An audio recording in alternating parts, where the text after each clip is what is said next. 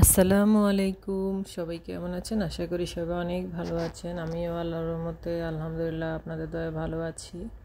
তো আজকে রান্না করব, এখানে লতি কেটে নিয়েছি, তারপরে লাউ নিয়েছি। দুটো তরকারি আজকে চিংড়ি মাছ দিয়ে রান্না করব। আর দুটো তরকারিকে লতি এবং লাউ চিংড়ি মাছ দিয়ে রান্না করলেই বেশি মজা হয়। তো এই যে চিংড়ি মাছও নিয়েছি, তো এখন চলে আসলাম চুলায়। তো আপনারা কারা কারা লতি চিংড়ি লাউ চিংড়ি পছন্দ করেন অবশ্যই সবাই কমেন্ট করবেন। এখানে কড়াইতে পরিমাণ মতো তেল দিয়ে তেলটা গরম করে নিয়েছি। এখন হচ্ছে তেলটা ভালোভাবে গরম হলে এখানে প্রথমে আমি চিংড়ি মাছগুলোকে ভেজে নিব। তো সেই জন্য এখানে সামান্য একটু লবণ আর একটু সামান্য হলুদ দিয়ে দিব, যাতে করে চিংড়ি মাছগুলো ভালো করে ভেজে নিতে পারি। তো এই জন্য হলুদ লবণ দিয়ে দিলাম। তো আপনারা সরাসরি চিংড়ি মাছে হলুদ লবণ দিলেও পারেন, তো আমি এমনি দিয়ে দিলাম। তো দিয়ে এখানে চিংড়ি মাছগুলোকে ভালোভাবে ভেজে নিব, যাতে করে সিদ্ধ হয়ে যায়। যেহেতু লতি সিদ্ধ হতে বেশি সময় লাগে না, তো চিংড়ি মাছগুলো সিদ্ধ হতে তো একটু সময় নেয়, যেহেতু একটু বড় চিংড়িগুলো। তো এখন চিংড়ি মাছগুলোকে একটু ভালোভাবে ভেজে নিয়ে তারপর এখানে পেঁয়াজ কুচি দিয়ে দিলাম। তারপরে দিয়ে দিব আদা বাটা, রসুন বাটা। রসুন বাটাটা আমি পরিমাণে একটু বেশি দিব, কারণ অনেক সময় লতিতে গলা চুলকায়। তো রসুনটা বেশি দিলে গলাটা চুলকায় না। তো যদিও এই লতিতে গলা চুলকানোর সম্ভাবনা খুবই কম, তারপরও রসুনটা দিলে খেতেও ভালো লাগে, বেশি করে রসুন দিলে। তো আমি রসুন বাটাটা বেশি করে দিব। এই তো রসুন বাটা দিয়ে দিলাম।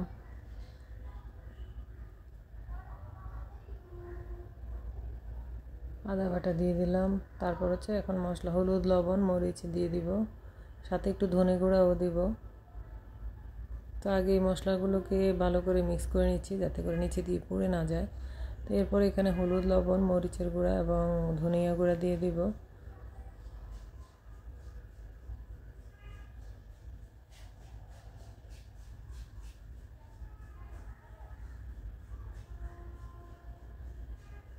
আমার কাছে কিন্তু চিংড়ি এবং লতি দিয়ে রান্না করলে খুবই ভালো লাগে। তো লতিটা কাটতে কাটতে আমি তরকারিওয়ালা এসেছিলো, তখন লাউটা কিনেছিলাম। তো ভাবলাম লাউ ফ্রিজে রেখে দিলে টাটকা টাটকা যেমন স্বাদ হয়, সেদ্ধ হয়। তো ওইটা ফ্রিজ থেকে নামালে অনেক সময় লাউটা সেদ্ধ হতে চায় না বা স্বাদও লাগে না। তো সেজন্য ভাবলাম টাটকাই রান্না করি। দুটো তরকারি চিংড়ি মাছ দিয়ে হলেও দুটোর স্বাদ দুই রকম আলাদাই হবে। তো যেইভাবে সেই কাজ, লাউ আর চিংড়ি রান্না করে ফেললাম লতি চিংড়ির সাথে। এই তো এদিকে আমার মশলাটা কষানো হয়ে গেছে, তো আমি একটু পানি দিয়ে দিলাম, যাতে করে মশলাটা পুড়ে না যায়। তারপরে এখানে মরিচের গুঁড়াও দিয়ে দিয়েছি। দিয়ে এখন সব কিছু মিক্স করে নেব আবারও করে। তারপর এখানে আমি লতিগুলো দিয়ে দিব। আর এই লতিগুলো অনেক চিকন ছিল, চিকন লতি খেতে অনেক মজা, কিন্তু কাটতে অনেক কষ্ট। এগুলো কাটতে প্রায় আমার 1.5 ঘন্টা 2 ঘন্টার মতো লেগে গিয়েছিল।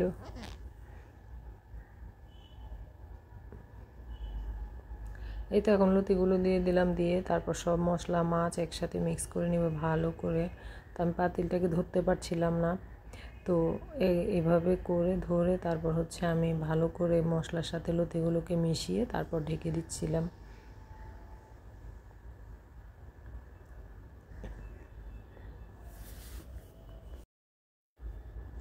এই তো সব উপকরণ মেশানো শেষ। এখন আমি ঢেকে দিব ঢাকনা দিয়ে।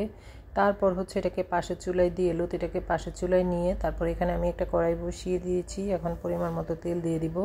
এই কড়াইটাতে আমি লাউটা রান্না করব। তো এই তো ভালোভাবে দেখানোর জন্য আমি একদম কড়াই সোজা ক্যামেরাটা রেখেছিলাম, আর পাশের চুলায় লতিটা হচ্ছিল। তো লতি তো এখানে আর দেখানোর কিছুই নেই। লতিটাকে আমি ভালো করে কষাবো, কষিয়ে যখন কষানোর মধ্যে 80% সিদ্ধ হয়ে যাবে তখন ঝোল দিয়ে দিব। ঝোল দিয়ে মাখা মাখা করে তারপর কয়েকটা কাঁচামরিচ দিয়ে নামিয়ে নিব আর কি। তো এখানে চিংড়ি মাছগুলোকে আমি লতির মধ্যে যেভাবে ভেজে নিয়েছিলাম সেভাবে হলুদ লবণ দিয়ে ভেজে নিচ্ছি। নিয়ে তারপর এখানে এই যে আগের মতোই পেঁয়াজ কুচি, তারপরে আদা বাটা রসুন বাটা সব কিছু দিয়ে দিচ্ছি। এখানে লাউতে হলুদের পরিমাণটা কম থাকবে, যদিও আমার ভিডিওতে হলুদের পরিমাণটা মনে হয় অনেক বেশি, তবে আমি সামান্য পরিমাণ হলুদ দিয়েছিলাম। আমি এডিটিংও করিনি, কিন্তু কালারটা এমনিতেই এরকম একদম গাঢ় আসছে। তবে আমি কিন্তু হলুদের পরিমাণটা কম দিয়েছি, আপনারাও কম দেওয়ার চেষ্টা করবেন, তাহলে লাউয়ের একটা সুন্দর কালার আসে।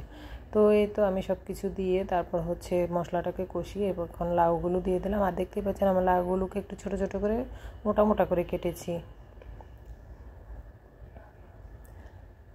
এই তো এখন হচ্ছে এই যে দুটো পাতিলি দেখতে পাচ্ছেন, এই যে এখানে লতিতে আমি ঝোল দিয়েছিলাম, দিয়ে এখন হচ্ছে ঢেকে ঢেকে রান্না করছি আর কি। তো একসাথে দুটো রান্না করলে সময় কম লাগে কিন্তু কষ্ট হয় অনেক, তারপরেও চেষ্টা করি একসাথে রান্না করার। কষ্ট হলেও এক সময়ে দুটো তরকারি রান্না হয়ে যাবে, সেই জন্য কষ্ট হলেও রান্না করে ফেলি। তো এদিকে এই যে একবার এটা নাড়ছিলাম, একবার ওইটা নাড়ছিলাম। তো এই যে আমি এখানে লতির মধ্যে কয়েকটা কাঁচামরিচ দিয়ে দিয়েছি, কাঁচামরিচ 4-5টা দিয়েছি।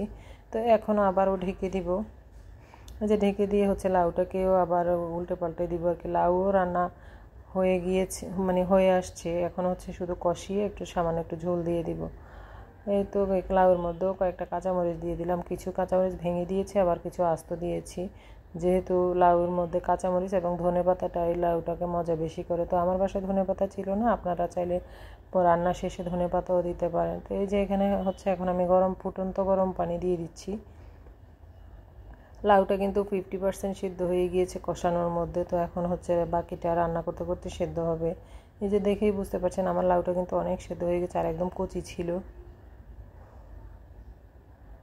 লাউয়ের চেহারা দেখলেই বোঝা যায় যে লাউটা অনেক কচি। এই যে একদম খুন্তিটা ঢুকে গিয়েছে, আমি বুঝতে পারছিলাম না যে খুন্তি কি গিয়েছে নাকি আটকেছে, পরে দেখি যে না, কেটে গিয়েছে, একদম নরম সফট।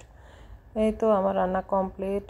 তো আমার রেসিপিগুলো আপনাদের কেমন লাগলো অবশ্যই সবাই কমেন্ট করে জানাবেন। আজকের মতো এখানে বিদায় নিচ্ছি, সবাই ভালো থাকবেন, আল্লাহ হাফেজ।